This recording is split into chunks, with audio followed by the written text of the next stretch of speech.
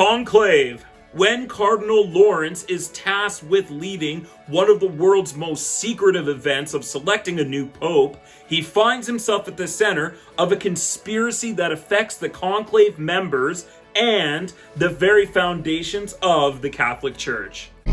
Well, Cardinal Lawrence, it seems the responsibility for the conclave falls upon you. The supervision of this election is a duty I never thought I'd have to perform. Directed by Berger, who also directed war film All Quiet on the Western Front. And when I first heard about this movie, I had no desire really to go see it. I mean, a movie about a pope and the election of a new pope and the Catholic Church is just not my thing. I didn't grow up being a Catholic or anything like that. Okay. So I don't really have any specific ties to this movie. So I went in without seeing a trailer really for this film. I kind of was going in completely blank. And I really enjoyed this flick. Like, I really liked it. It is super enjoyable, really entertaining, extremely thrilling. What's so cool about this film too is that it's telling this story from like a detective perspective. Like, Ralph Fiennes, who plays Cardinal Lawrence, is kind of like the Benoit Blanc. I'm gonna 21st century this with Knives Out. Enter Benoit Blanc. You know, he's the Perot, he's the detective, and the person who's kind of at the center of the story trying to figure things out. And I love the way they approach this movie. Crime thriller and like the electoral process of, electing the next pope. And I thought it was so cool, and the tone was just awesome in this film. It still felt like a really cool, interesting, and intriguing story at the center of it that I thoroughly enjoyed. Edward does this great job of capturing this tension and the suspense on film while still diving deep into these characters and allowing us to really sit and resonate and stew in the things that this character of Cardinal Lawrence is going through. And I love the way he balanced that in this film while still telling an entertaining and pulse-pounding thriller of a story.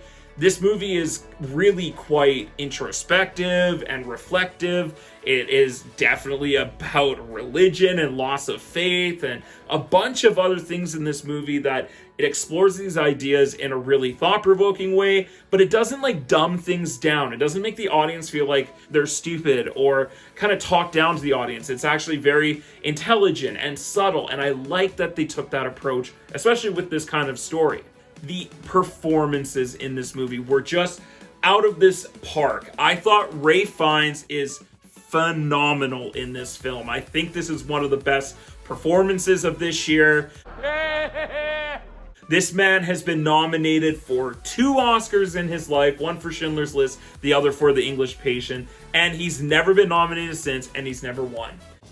You kidding me? What are we doing? This is one of the best actors of his generation. In this film, it might not be like his best performance ever, but I think this would be a great time to nominate him and award him a Best Actor at the Oscars, just for like a career Oscar even. Like, this is like Jeff Bridges when he won for Crazy Heart. He probably should have won 5-6 other times. Well, that's just like your opinion, man. I think also his performance is great. He has like 3 or 4 scenes that are just knockout performances. The way he is able to just like subtly move his face, and just with one little subtle movement of his eyebrows or the way he looks, he can convey so much emotion and depth about his character. And it seems so easy for him, so flawless. Flawless victory. The other 3 that really did stand out for me were Stanley Tucci, John Lithgow, and Isabella Rossellini, who were really like the main supporting cast for Ralph Fiennes in this film. Watching Ralph Fiennes and Stanley Tucci, go back and forth at each other for like 2 hours, it's just awesome. Like, it's just good theater. It's good movie making. It's just awesome to see and witness. And I loved the performances in this film. Bravo! Bravo! The cinematography is gorgeous in this film, and the production design and the costumes, the way this film visually looked, it was like picturesque at times. It felt like a painting. There's especially a shot where they are walking in the rain, all the cardinals with like these white umbrellas, and it just lingers on the shot for like 15 to 20 seconds, and it's stuck in my head. Like, I haven't been able to not think about that image for the last 3-4 days now. Amazing soundtrack in this movie. Same composer who did All Quiet on the Western Front also did this film, and you can tell there is just a great quality to the sound of this movie that really makes it propulsive and pushes the story and the feeling and the atmosphere of this movie in a really cool and intense direction. And I loved what they did with the soundtrack and sound design in this movie. It's actually very funny at times, like weirdly funny in moments, and I couldn't help but laugh, and other people were laughing too, so I think like everyone was in on the joke. I just love the procedural aspect of this film. And the whole time the Cardinals trying to figure out like background information on other people and candidates who are being elected to possibly be the next pope, and who all these members of this conclave really are, and it was just great. Now, there are a couple of things about this movie that bother me a bit. The biggest thing for me is that the ending, without giving anything away, and I won't spoil anything, but the ending feels a little bit cheap. It feels like there's one too many twists and turns in this movie. It's like every 10-15 minutes, there's new information being thrown at us, and it's just turning the twist of the story a little bit. And because there's a bunch of stuff that's being revealed to us, it feels like there's one too many twists in this film. And by the time we get to the end, which is a little bit anticlimactic, it's like, oh, just kidding, one more twist. There's another sort of ending. That wasn't the real ending. It's actually this. And psych! It was specifically with this one character. And if you've seen the movie, you'll know what I'm talking about.